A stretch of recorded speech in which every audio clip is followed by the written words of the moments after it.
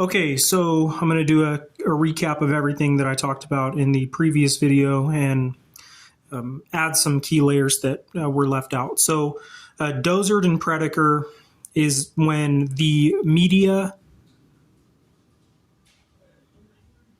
hides an attempted strike from the people to prevent from panic from happening in the nation. It's the idea that a strike was already attempted but failed, and they didn't report that in the media because they didn't want a bunch of their citizens panicking, right? Dozard is a guy who has taken a lot of drugs like acid, MDMA, mushrooms, and he's very opinionated, and he is convinced, like he believes fully, that AI will prevent a nuclear strike from happening, right? Dozard is also a guy who doesn't communicate well with the elderly. Dozard is asleep. That's why it's called doze, right? He's a guy who, like, he talks about some things that are interesting, but Dozard is a guy who firmly believes that a nuclear war would be stopped by AI, and he wants it to be that way because he doesn't want all of his druggy friends to get slaughtered during martial law, right? Predator wants martial law to happen, wants a nuclear strike to happen, and believes it will happen. Why would we experience martial law during nuclear prison strike? During a nuclear strike, why would it become a cultural prison for some people? The answer is Shotokan shaman. Shotokan shaman is where it's a video attack. It's where you couple a video hack with a physical attack. So Dnipropetrovsk 2007 in Ukraine was an act of Shotokan shaman, where two young men, Supranyik and Sayenko, attacked random walkers on a trail. They attacked people on a trail at random. And Sayenko was filming Supranyik attack these random people with a hammer, right? That is called Shotokan shaman. And in that media file, Sayenko made a Nazi salute. They attached those attacks to a Nazi narrative, right? Sayenko and Supranyik made video attacks on Ukrainian civilians. Like I said, it was on a trail.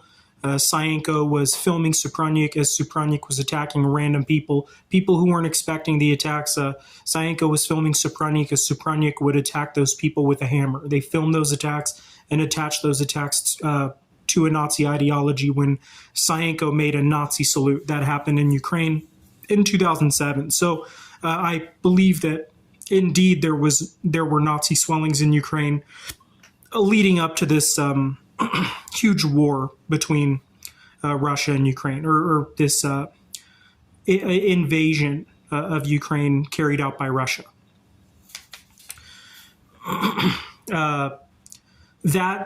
So Shotokan shaman in America, that is why martial law would happen as the result of a nuclear bomb strike, because the police would have a lot on their hands. Like there would be more chaos and less control of public surveillance, right? Like there would be criminals hacking public surveillance and collecting snuff during a time of chaos and calamity. And so the police would have their hands full with dealing with an increase in crime, right? When people are trying to steal resource from others because like it's the idea that law enforcement would be strained by a nuclear bomb strike because people would because surveillance would not matter as much anymore due to Shotokan shaman. And that's why you would see Stalinism happen in America, a working class restoration, a gulagging of the weak bourgeois, because of Shotokan shaman, because of the surveillance cameras at businesses becoming compromised by neo-Nazis when chaos is happening, right? When a bomb is hit, part of the grid has gone down. The cameras will be less secure. It will be we would be at risk for Shotokan shaman, and so that's why why we would have martial law, right? And during martial law, the resources controlled by the worker, because the working class must survive. Like the luxury class, meaning the celebrity or the weak bourgeois, the people who run nightclubs or run kava lounges, just like we saw in COVID, those people would go out of business, and a lot of them would die off, right? Especially the heavily tattooed, right? Because of guilty by class association, Maleo Torquent, right? This new stigma that comes with tattoos because of what happened in El Salvador, everything else that's happening right now. So that's a key layer, a major thing to be noted when talking about Dozard and Predaker, right? Like I said, Dozard is more of a druggie. He's taken a lot of drugs. Dozard doesn't interact well with the elderly because he's so dead inside from all the drugs he took, right? And Predaker has not taken very many drugs at all. Predaker is more of a straight edge guy.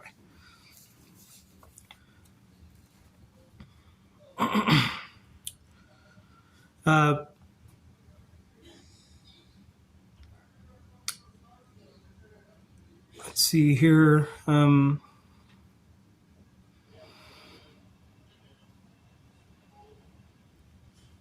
So Shotokan Karambit, if you were to attempt kata with a hook-shaped knife in your hand, you would accidentally cut yourself. If you had a hook-shaped knife in your hand while trying to do kata, you would cut yourself open because of the way those techniques are.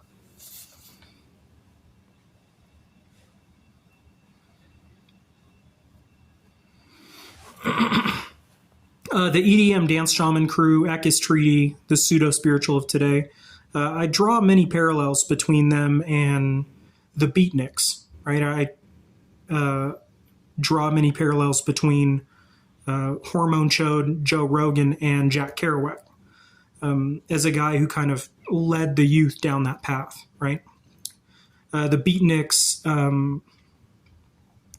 were a group that dissolved when LSD was introduced to the public, right? When the Beatles took LSD and many of the young people did LSD, beatniks collapsed. Beatniks were, by the time the Beatles took LSD in the mid to late 60s, the beatniks had grown worn out and shaggy by that time. The beatniks were the hippies from the early 50s to the mid 60s.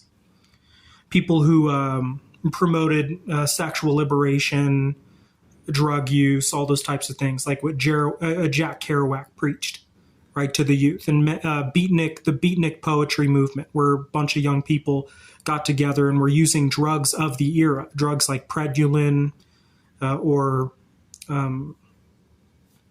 marijuana, lots of alcohol.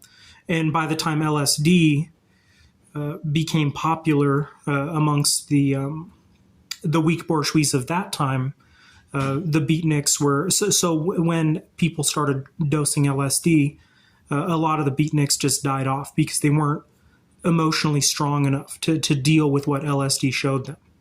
The Beatles were rich, and so the Beatles had enough money to just lounge and veg when they took LSD, and after they were so emotionally traumatized by what LSD showed them, they had the money and the leisure to just veg, whereas the beatniks weren't rich, and so when they took LSD, they didn't have that leisure, and so a lot of those beatniks just died off.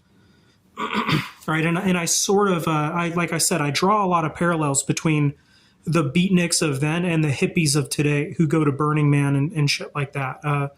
Ekis Treaty, the New Age conscious secular spiritual community who put their faith in something like DMT or psilocybin mushrooms, and their mass is EDM dance shows, right? I like I said, I see a lot of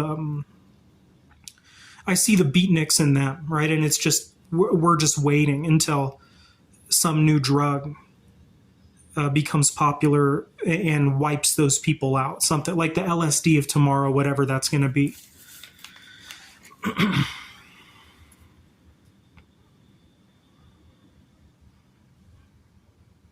Ekis Treaty. So Ekist means to colonize because they like to colonize small small towns with Victorian houses. And treaty in the sense that there's a general truce amongst those who wear the garb, talk the talk, and walk the walk.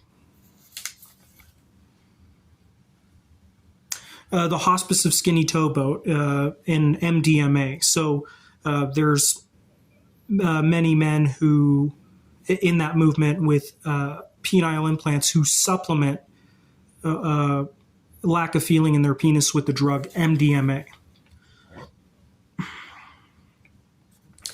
Ekis Treaty and Aegis Ponce. So Whipple Bonpagras formed within that community at hot springs because Ekis Treaty loves going to hot springs. They use that to haze men. There's women in that community who will invite you to hot springs to see your penis, right? And that turned into large penis supremacy. So in that community, so in Ekis Treaty, their pecking order goes by penis size mainly. Right? Like it's not about your heart or how good of a worker you are or your dedication to martial arts or anything other than the size of your penis and your access to good drugs. Right? And so in that community, the well-endowed eat first, but other men of modest-sized dong or average-sized dong, they'll join the community as people who get the scraps. They will get the sacred geometry tattoos, they will wear all the garb and be about the life. They'll sell out and become a slave to their image, right? Because they're afraid of losing their dicks, because they don't want to be a worker who's subjected to watching pornography. Right, and so guys will join that movement, but they will eat second, right? Wrong John Siddhartha is some guy with a big fake dick, a gem shop, and big gauged ears and access to great drugs. He gets his pick first, right? Whether his penis is real or fake. It's very rude in that community to ask somebody if their dick is real or fake, right? That is a body mod positivity group, is Ekis Treaty, that is okay with people modifying their body to fit in, right? And so men join that group as bottom feeders, like they get fed the scraps, but they're not sexless. Their idea is that, well, at least I get something because I don't want to be a worker who's starved sexless, right? And men joined that group because they didn't want to lose their cocks. So they got, in order to get sex, they tattooed themselves, they involved themselves in drugs, etc. That community is too weak to deal with something like the Hospice of Skinny Towboat, right? Because they're a body mod positivity group that that has such a they put such emphasis on hot springs. A hot springs harem, right? It is what that is.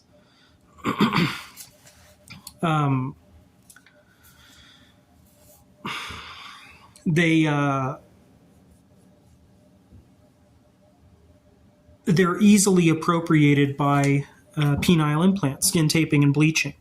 See, vaccine exposed a couple of groups. The weak bourgeois, Ekis Treaty was exposed after people started talking about vax mandate. right? The New Age conscious secular community, secular spiritual community, Ekis Treaty, was really wrapped up in conspiracy theory. And in the end, they became the conspiracy theory, right? All those guys with sacred geometry tattoos, they were called Whipple Bonpagris on Tinder dating, right? The Christian communities do not penis size is not their pecking order, but Ekis Treaty, in Ekis Treaty, penis size is the pecking order. The Shotokan community, it's more about your dedication to your labor craft and your training, right? It's not about the size of your penis. And we know that penis size pecking order is appropriated by penile implant entirely, right? But Ekis Treaty, you got to understand, they're closer to death because they're trying to simulate it or frequent a portal realm with their drugs, and they're actually closer to death in real life. They are the beatniks waiting to be slaughtered by the new LSD, right? A very, like if you see Ekis Treaty interact with the elderly, same thing with a guy like Dozard. They don't interact with the elderly well because those young people of Ekis Treaty have pressed fast forward on wisdom via psychedelic drugs, right?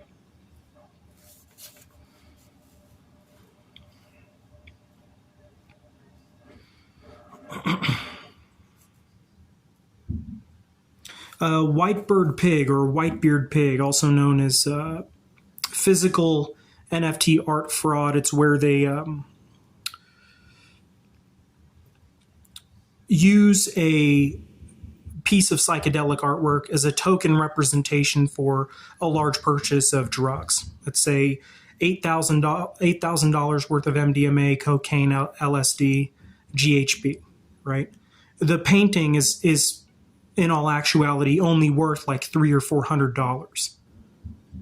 Let's say it's on a huge canvas, but it sells for that amount of money on tax record, right? But it was that painting came with all of those drugs, $8,000 worth of drugs. Or sorry, it was seven. Let's say the painting was in all actuality only worth like $500. So the painting came with $7,500 worth of drugs. That is called Whitebird pig or Whitebeard pig, something you find within Ekis Treaty, right, where they use those paintings as a token representation for drugs. This turns into paintball NFT in the dark web, where people get a hold of psychedelic artwork, they put it up on an easel, and they rip it to shreds with paintballs on camera, like masked bandits getting a hold of psychedelic artwork. And they put it up on an easel and they rip it down with paintballs on camera. That's what that results in. Kind of like how I like how the suppression of Peyronie's information in the end turns into weaponized penile implant, and then women fearing the well endowed. So it's the idea that during the computer pornographic era, a lot of men with average dongs were losing their cocks. But in the end, when it went away, a bunch of well-endowed men were losing their cocks because women were afraid to sleep with the well-endowed because they were afraid that those large penises were potentially fake and even worse, potentially a weapon. And so in the end, a bunch of well-endowed men lost their big dicks inside of fleshlights. And you can't blame me for this. I'm just the one who's explaining the raw science of it.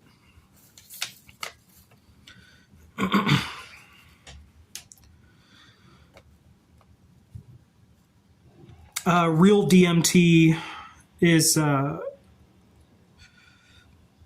suicide assistance, the spectrum legality of sorts in California already. It's the idea that it could actually turn into the small broken consumer, meaning the Peyronie's patients, being allowed to offer suicide assistance to homeless drug addicts on camera, right? A dark web NFT project. vax mandate talks became tat mandate talks because certain radical lefties said, oh, we all have to get face tats now because all of the gang members subjected themselves to Shotokan Karambit during the